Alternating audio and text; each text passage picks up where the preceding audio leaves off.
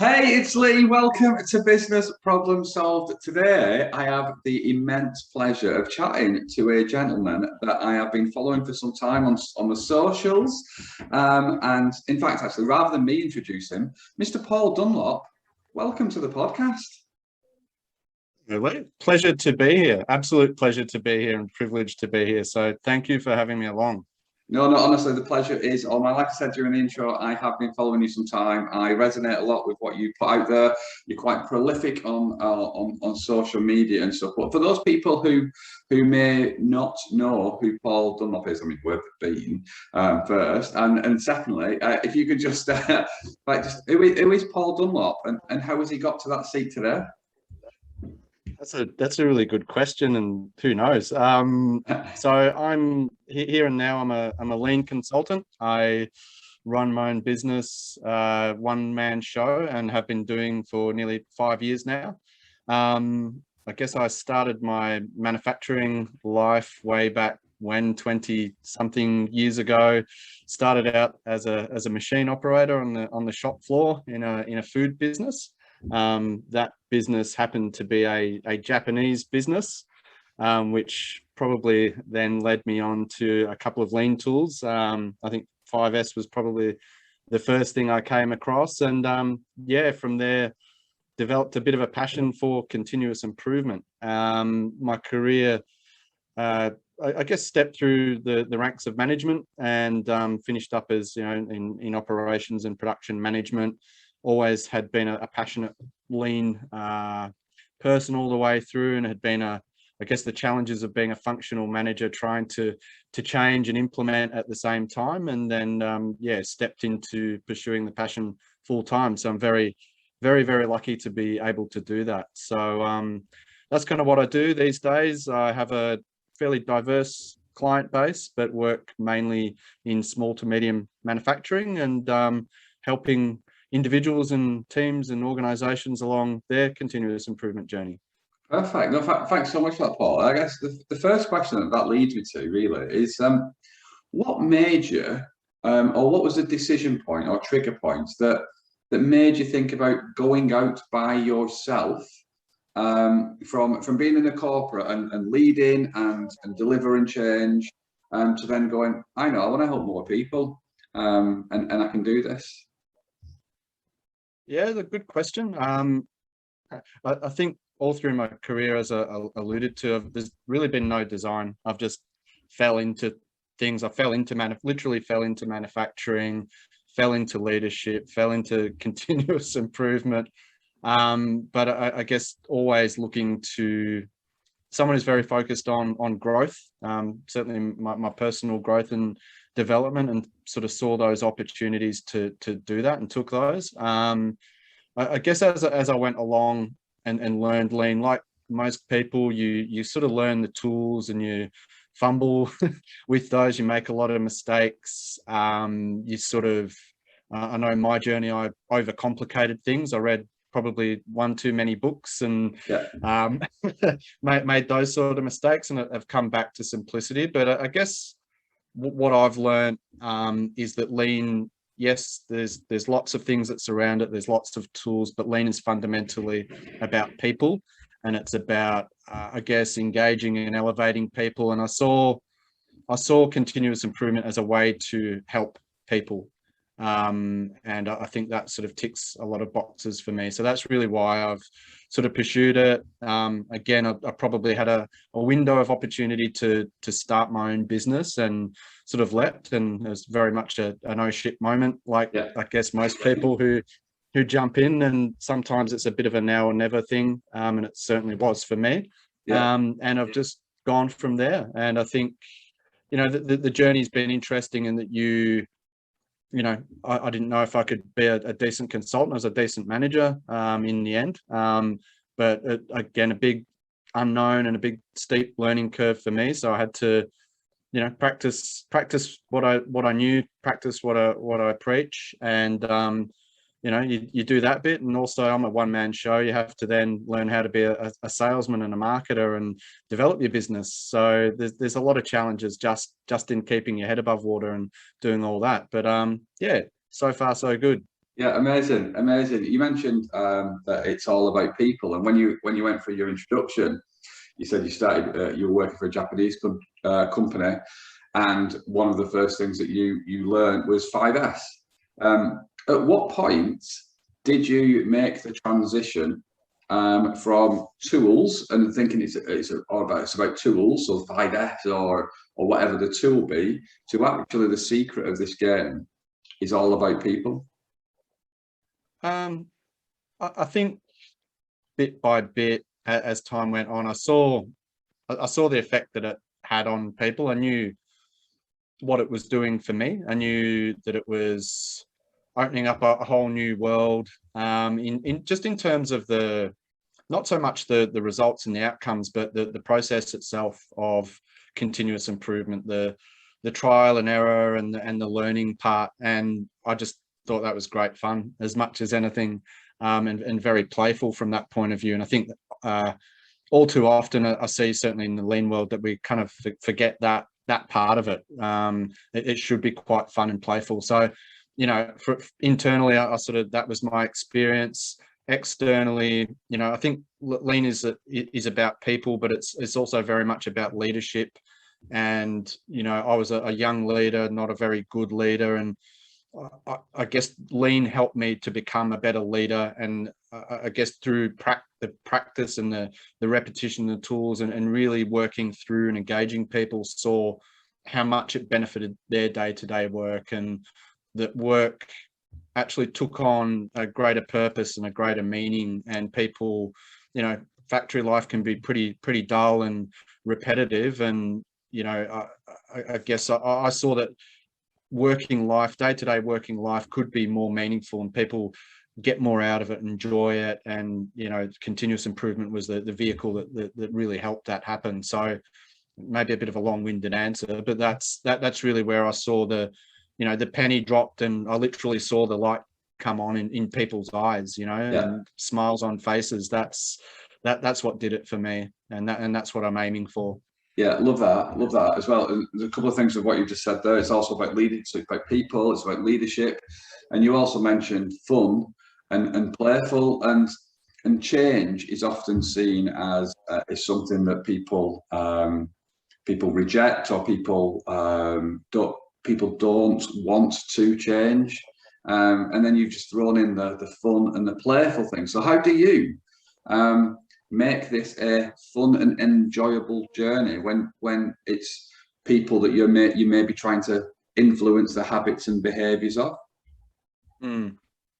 Another good question. I guess with the way I try and approach things is, well, one, I don't take it too seriously, and I don't think you can, because I think you probably set yourself up for a lot of failure if you do, because the nature of continuous improvement is the fact that there's going to be a lot of failure. That you can't learn and grow without it. So if you take it too seriously, it becomes almost a sort of life or death type scenarios, and you can't think like that. And I have to, as a consultant, I have to be a leader, and I have to lead that way. Typically what I do in an engagement is I'll do quite a few workshops. I'll get the Lego out or whatever it is. So I try and make the learning experience and the upfront, when we're talking about lean, that it is fun. There can be some gamification, if you will, of that experience. It's practical, it's tangible, it can help bring people together. So I try and make those initial parts of it fun, so they can actually touch it and feel it and see it, and they're doing it. They're not using the Japanese words or anything like that, but they're doing lean, and then they go, oh, okay, that's just like that, and we can start to give it context and relate it. So that's very much I guess the introduction. So I try and start it, it's serious, but it's fun and playful at the same time. So I think that's a good entree, because probably like yourself, you go into a lot of businesses where they've certainly had a go at it, or they've had a couple of goes at it. It's probably not been implemented well. There's a bad experience. There's a bad taste in people's mouths. It might have been, poor consulting, or top down, old school sort of stuff. And you've got to often there's layers that you have to break through to start the conversation. Yeah, no, completely, and I resonate with what you just said there as well, because I'm currently just I'm engaged with well, a couple of clients, and one of them in one of their introductory conversations said that they don't want another false start. They've had 2 false starts. They can't afford a 3rd false start with this word that they call lean. And you've referenced the lean word today a few times, and what I found is that based on people's different experiences and people's journeys, that they've got different understandings of what the L word means to them. What does the L word mean to you, Paul? Interesting that you say that. So, in client today, I've said I hate the lean word. I don't like using the lean word. It's hard to avoid, unfortunately. But I don't love it. However, it is what it is. So I guess what lean means to me, and I always say, anyone I talk to, if you lined up, 10 lean experts, they'd all give you a different version of what lean is, depending on their experience, their background, whatever, what books they've read, whatever it might be. So like I said, lean to me, and I think I try and keep it very pure, is about people. I say it's about hearts and minds. Like I said, it's about, coming back to that respect for people philosophy. And it's about fundamentally respecting the people who are doing the work, adding value for the customer. So I think it's about that. It's about enabling those people. It's about leadership, because we need the right kind of leadership to support that. And then obviously it's about flow. And as a result, then it's about reducing and eliminating waste. So when you hear people say, well, lean is about the elimination of waste, well, it is, but it isn't. And so, we can look outside and, we look at the lean community, and there's a very rich tapestry there, and none of it's wrong. But I think, my experience tells me there's certain fundamental principles at play, and if you follow those, and I think you come back to the purity of the Toyota way, then you can't go wrong. Yeah, no, completely. It is an interesting one, the L word, because a lot, like you say, everybody's experiences are different. Everybody's learnings are different. There's a number of books about the subject and where it's come from, and I think what I always find fascinating. So I've got kind of like 3 levels of understanding, or 3 levels of learning. Like there's your foundation level is knowledge, and you go on courses, you read books, and you have a knowledge level of learning. And then the second one is understanding. So, and you only get understanding by doing some stuff. And then the third level is confidence or wisdom, and you only get that by repeatedly doing the things that you're doing. And there's so much noise about the L word because it's at knowledge level. People haven't necessarily always applied it, and if they have applied it, they've not necessarily applied it for long enough to get that wisdom and confidence about it. And when you talk to people who have an opportunity to do it, and work with people like yourself at such regularity, you get the true, or a truer meaning of it's actually about the people. It's about the habits, the behaviors, the respect. It's about engagement. It's about communication. It's not about the tools, because the stuff you read is they teach you tools, because that's the easiest thing to get across. Yeah. So what would you say based on what I've just said, what I've just waffled about that? Yeah, I would agree 100%. So, I'd suggest that you don't need to be. It's not about how much you know technically. It's irrelevant, because I've seen, much technically, more proficient people than me fail miserably because they simply can't engage people. So, yes, they help. And I think the tools are there you mentioned the word habits. Lean is all about habits. Lean is all about the discipline to show up every day and follow, the standards. and that helps us, you know. One of Ono's quotes is, without standards there can be no Kaizen. That's so, you know, we have that. But yeah, I guess the important thing is, you know, and you know, you can prescribe to, I quite like you know, Paul Akers' approach, because it's very simple, and it's just, let's, you know, fix what bugs you, make it better. Now, you know, lean is a much broader, bigger conversation. There's a lot of things that need to happen to be doing it in the right way. And here's me saying the right way, but anyway. But fundamentally, I think even just using some simple tools and an approach where people are put at the forefront and supported, and we are working simply to reduce the frustrations, reduce the problems, reduce the things that, you know, piss people off day to day, then you're practicing it. And I don't think there's anyone can really say, well, no, that's not lean or that's not right. I think if you're fundamentally trying to improve what you're doing and making it better, even if it's a little bit better every day, that you're practicing continuous improvement. Yeah, I love that. I think that's great. Yeah, I love that a lot, because you sparked a number of different thoughts in my mind. So I went to a Toyota supplier about 18 months ago, 2 years ago, and I went into their dojo, their training room, and there was like some little wooden things, pieces of rope, little screws, and different things, completely unrelated to the process that was happening on the line. And I watched people and had a little go of these things, and what they were doing, they were training people in the hand movements, the kind of the repetitive activities, not necessarily the process. So it just became habitual. So you would always pick 3 screws up, you would always turn that way, you would always turn that way. And what you've just said there about is just continual practicing. They were practicing it, so it would then train the habits or the neural pathways or whatever. So then when they go out on the line, it just happens for them. And I think leadership and stuff, we don't necessarily have a dojo or something that allows people to practice safely.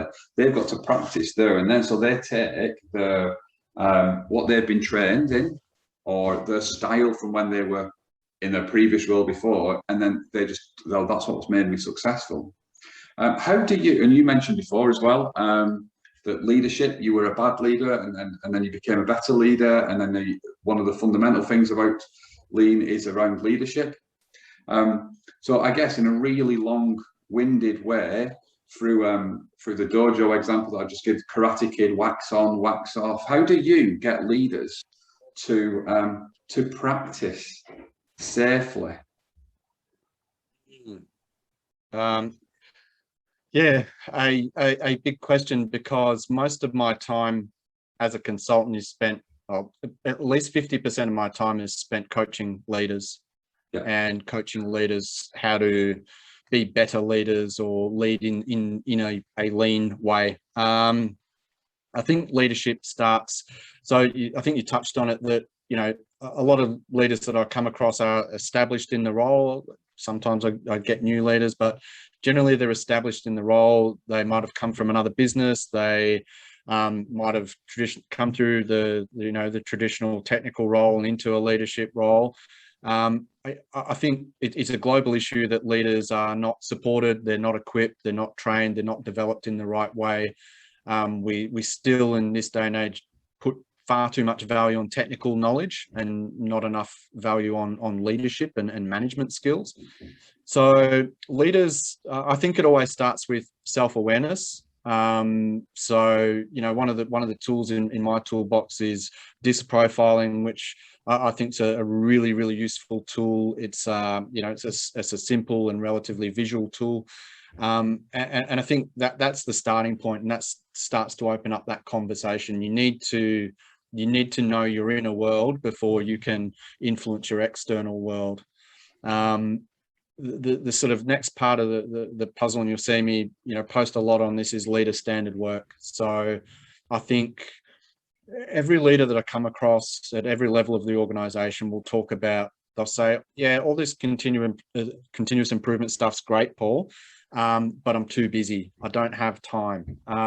And, you know, all the effort and the intent and everything's there, but they're just stretched too thin, and they're pulled from pillar to post. And, they're often as a result of, poor processes. And you'll see leaders, whether it's in an office or a factory environment, running around because the process is broken, and they're compensating for the deficiencies in the process.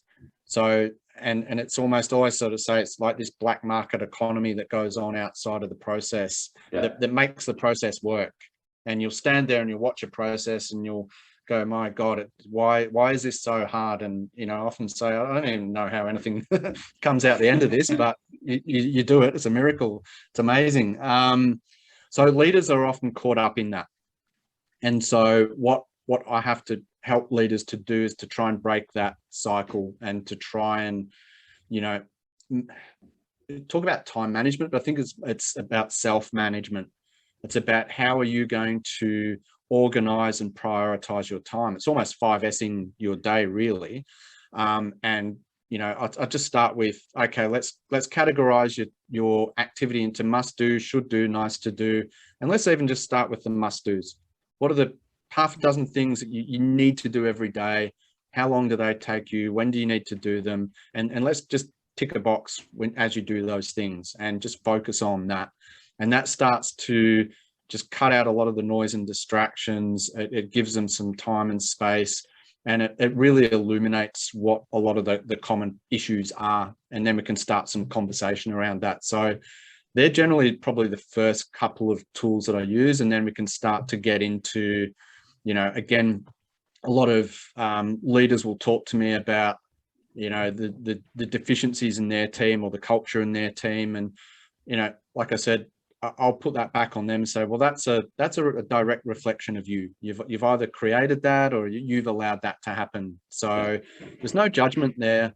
Let's be curious. Let's understand, and what can you do differently to start to influence that.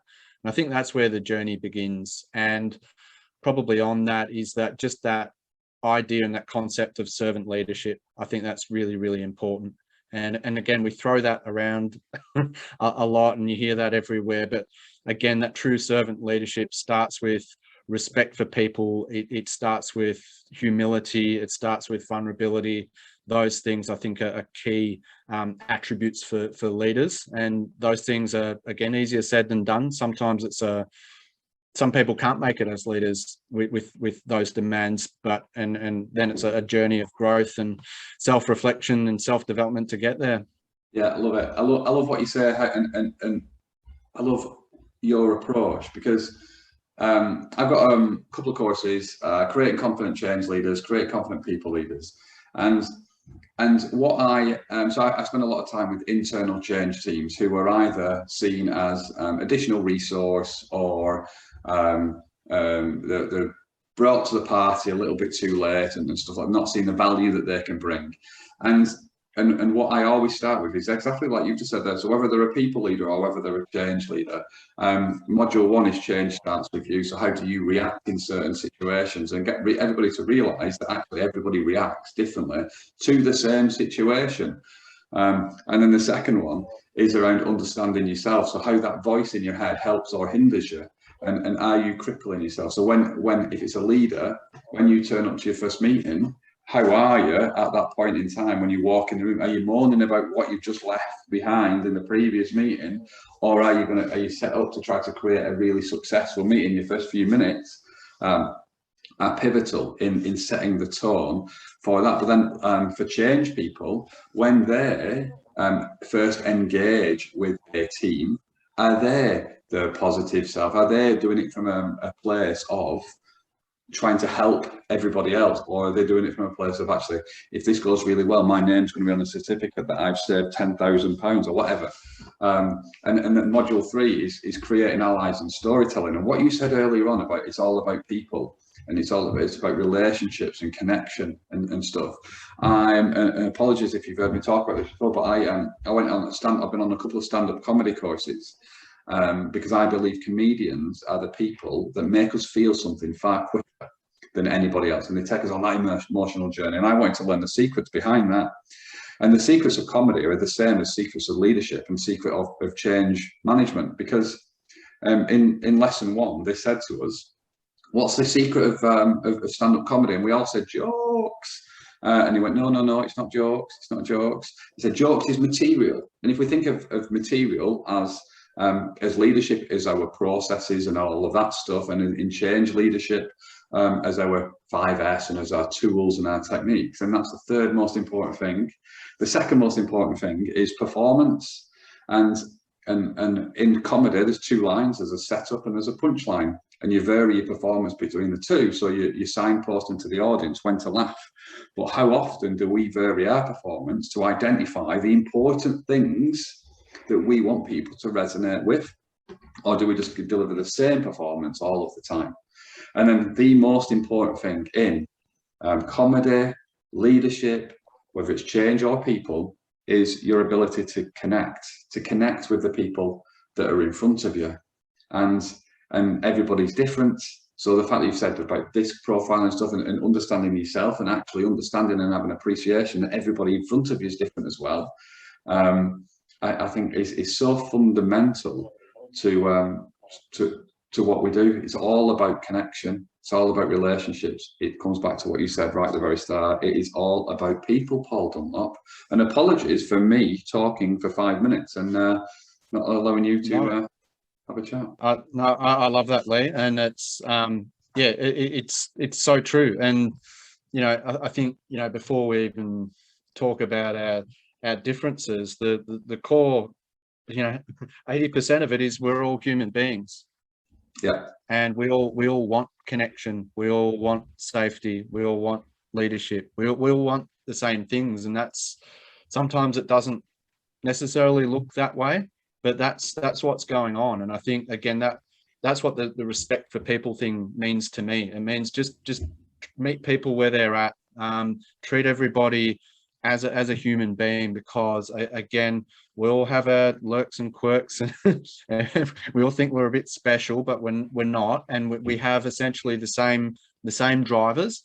And then when we can understand really how again, we relate to people as individuals, how they prefer to be related to, how they communicate themselves. When we can have that, and again, like I say to leaders, if you're working on yourself and understanding yourself, well, you're understanding everyone else, because we're all human. And that's what I think in one of Simon Sinek's book, he talks about the three sort of main neurotransmitters and hormones in dopamine, oxytocin, and serotonin. And I think when you look at a lot of the things that are going on from a lean point of view, when you sort of lift up the hood and look underneath the bonnet, that this is, I've gone US and English there, but when you actually look at the neuroscience and the psychology of what's going on, we're tapping into a lot of this stuff. And I think lean done well hits all those marks and creates connection, it creates community, it creates shared goals and objectives, it creates safety, all of those good human things. And that's when when you get that happening, that's when the culture comes together. Yeah, love it. And just to change tact, actually, because we've talked a lot about improvement and lean and the secrets of that and connection. I just want to talk about you for a second, Paul, if that's all right. Because during your introduction and when you were talking through your journey, you said you fell into manufacturing, you fell into leadership, and then you took the opportunity to then be go by yourself. What are you going to fall into next? That's a good question. I don't know.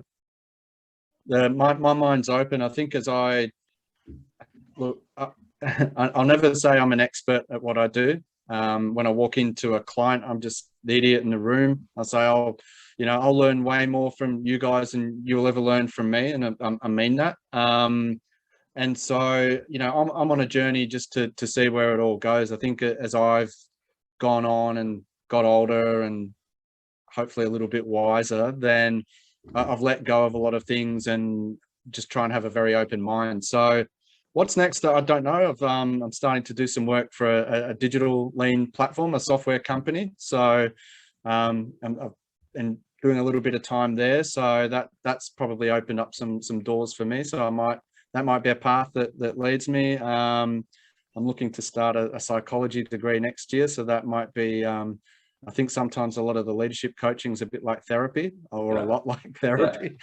So I think that maybe that's a bit of a natural progression as well. So who knows? I mean, there's a few lean consultants that have sort of gone down that path, because I think that's almost a very natural progression. So yeah, I don't know, Lee. It's again, we'll see what happens. Yeah, no, completely. What you just said there, so you're right. In there's two paths, there's two distinct paths that I think improvement people are taking, one or the other.